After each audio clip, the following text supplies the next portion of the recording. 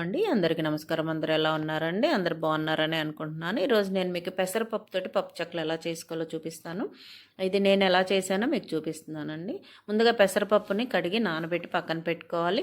అలాగే పచ్చిమిరపకాయలు, అల్లం వేస్తాం ఇందులో. పచ్చిమిరపకాయలు, అల్లం కూడా శుభ్రంగా కడిగి పక్కన పెట్టుకోండి. దీంట్లో నేను బటర్ వాడతాను, అది మీకు చూపిస్తున్నాను.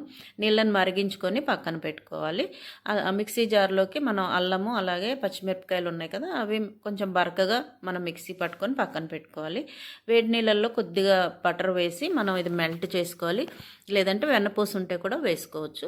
ఒక బేసిన్లో మనం కేజీన్నర పొడి బియ్యం పిండి తీసుకున్నాను. దీంట్లో దంచి పెట్టుకున్న అల్లం పచ్చిమిరపకాయల పేస్టు, సరిపడా ఉప్పు, నువ్వులు, జీలకర్ర, నానబెట్టిన పెసరపప్పు నీళ్ళు లేకుండా మొత్తం పిండిలో వేసి పిండికంతా పట్టేలాగా బాగా కలుపుకోవాలి. ఇదంతా మనం పిండి కలిపే విధానంలోనే ఉంటుందండి.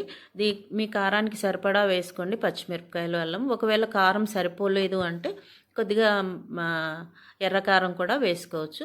తర్వాత మెల్ట్ చేసిన బటర్ కూడా వేసి మొత్తం పిండికి పట్టించిన తర్వాత కొద్దిగా వాటర్ వేసుకుంటూ దీని ఒక ముద్దలాగా మనం కలిపి పక్కన పెట్టుకోవాలి. నేను లీటర్ నీళ్లు తీసుకున్నాండి, లీటర్కి ఈ వాటర్ మిగిలిపోయాయి నాకు. సో దీన్ని ఒక ముద్దలాగా పెట్టేసుకుని దీంట్లో కరివేపాకు కూడా వేసాను నేను, అది క్లిప్ మిస్ అయిపోయిందండి. సో మొత్తం కొత్తిమీర కూడా వేసుకోవచ్చు. ఈ పిండి ముద్ద మీద మనం ఏం చేయాలంటే ఒక నాప్కిన్ని తడిపేసి దాని మీద వేసి ఉంచాలి లాస్ట్ వరకు కూడా.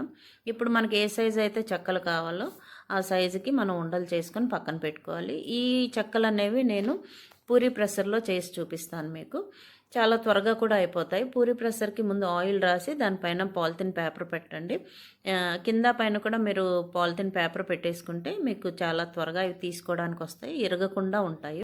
అంతేనండి, సింపుల్గా అయిపోతుంది. ఈ ప్రెస్ చేసిన తర్వాత దీన్ని కూడా మనం ఒక తడి క్లాత్లో వేసుకొని పెట్టుకోవాలి. స్టవ్ మీద కళాయి పెట్టుకొని నూనె పెట్టుకొని అది మరిగేలోపు మనం కొన్ని చెక్కలు చేసుకొని పక్కన పెట్టుకుందాము.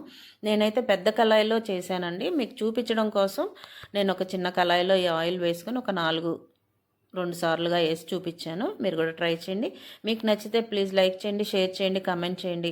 సబ్స్క్రైబ్ చేసి బెల్ బటన్ ప్రెస్ చేస్తే నా నోటిఫికేషన్స్ అన్నీ మీకు వస్తాయండి. Thank you for watching. మీరు కూడా ట్రై చేయండి. చాలా సింపుల్ అండ్ ఈజీగా అయిపోతాయండి. పండగలకి లేదంటే ఇంట్లో ఎప్పుడన్నా స్నాక్గా తినడానికి కూడా మనకి యూజ్ అవుతాయి. Thank you for watching.